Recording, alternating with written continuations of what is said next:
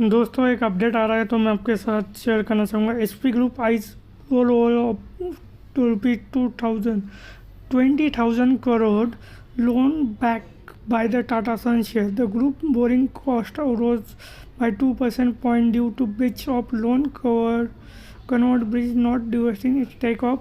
Gopal को put forward by the end of the last year. Earlier, the list of engineering unit को जून में in future पेंडीज ये देख सकते हैं। SP group will be format launch fund raising process toward the end of March. Uzbekistan ASP Group has been begin discuss on leader role over barely refinance 20,000 crore of debit taken against share in Tata Sons. People directly aware the master said. ये देख सकते हैं पूरा article है तो ये पूरा पढ़ सकते हैं देख सकते हैं. अगर इसमें कुछ डाउट लग रहा है तो कमेंट बॉक्स